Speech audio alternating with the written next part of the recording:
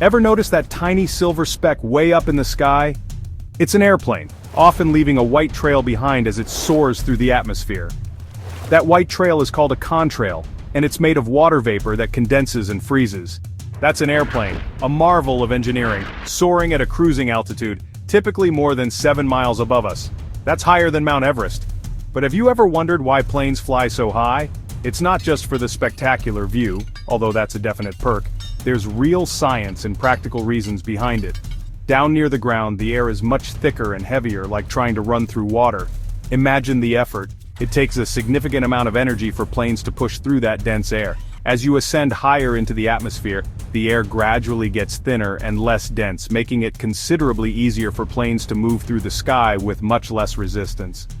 Flying high ultimately means a smoother, safer, and far more fuel-efficient travel experience.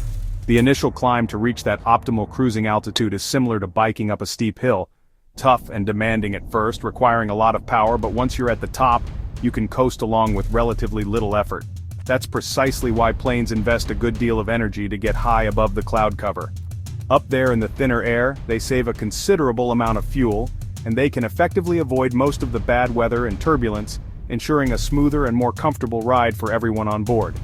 So, the next time you happen to spot a plane flying overhead, remember that it's not just simply traveling from one place to another, it's skillfully navigating a complex world of invisible air currents and the fundamental principles of physics.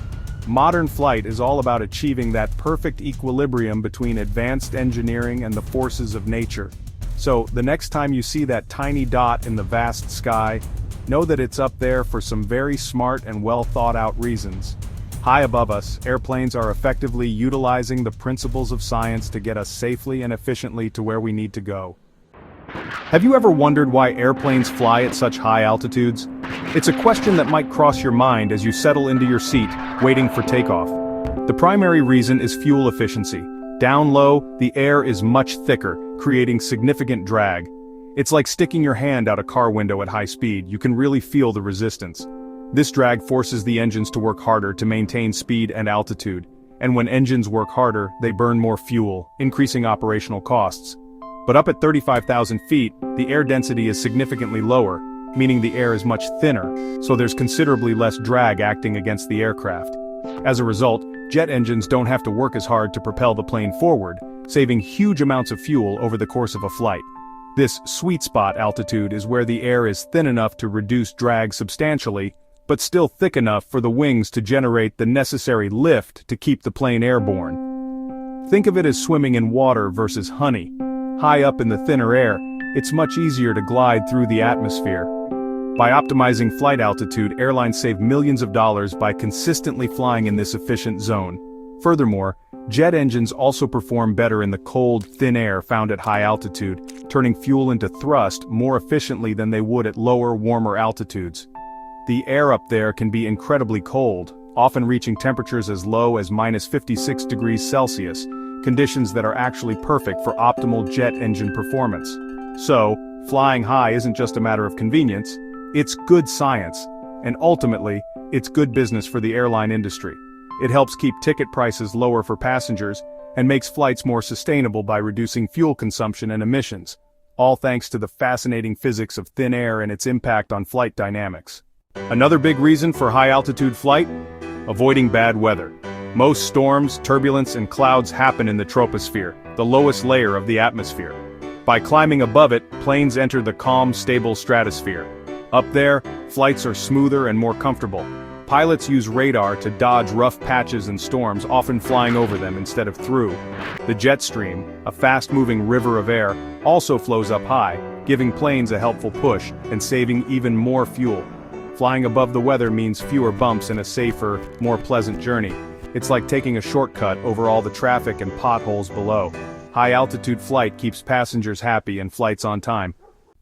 The sky is organized with invisible highways called flight corridors. By flying at specific high altitudes, air traffic controllers keep planes safely separated. Think of it as different floors in a building. Each plane gets its own level. Fast commercial jets cruise high above slower, smaller aircraft.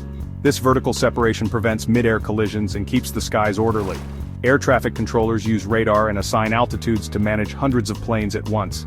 Eastbound planes use odd-numbered altitudes, westbound use even, simple but effective. High-altitude flight is a key part of global air safety. Every flight follows a precise, predetermined path, making air travel incredibly safe. One common concern when flying is the air we breathe. But what about breathing up there, so high above the ground? Airplanes are pressurized, using sophisticated systems to maintain a comfortable atmosphere. This pressurization creates a safe, comfortable environment inside the cabin, allowing passengers to breathe easily. The cabin pressure feels like you're on a mountain, perhaps around 6,000 to 8,000 feet. It's a comfortable altitude, not 7 miles up in the thin air outside. High altitude also provides a crucial safety buffer, meaning more time and space to handle emergencies. If an engine fails during flight, a plane can glide for an impressive distance, often over 100 miles from cruising altitude. This extended glide range gives pilots valuable time to assess the situation and react effectively. Flying high keeps planes well above mountains, terrain, and other potential obstacles, significantly reducing risks associated with lower altitudes. Aircraft are specifically designed and engineered to operate efficiently and safely at these heights. Their long wings and powerful engines are optimized to work best in the thinner air found at cruising altitude. And of course, emergency systems like readily available oxygen masks are always ready to deploy and provide supplemental oxygen if needed during a flight. The uncluttered upper atmosphere offers another advantage. It removes many of the potential dangers associated with low-altitude flight, such as terrain and other air traffic. In conclusion, high-altitude flying isn't just about efficiency, it's a cornerstone of aviation safety.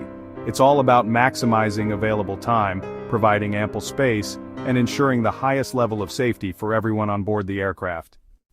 So next time you see a plane high above, you'll know why it's up there. It's not just for the view, it's about science, efficiency, and safety. High-altitude flight reduces drag, saves fuel, and keeps flights smooth. Planes soar above storms and turbulence, making journeys more comfortable. Air traffic controllers keep the sky organized with invisible highways. High altitude gives pilots time and options in emergencies.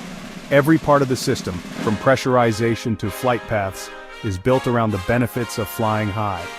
It's a brilliant use of physics and engineering. High-altitude flight is what makes modern air travel possible, safe, and efficient. So buckle up and enjoy the science that takes you above the clouds.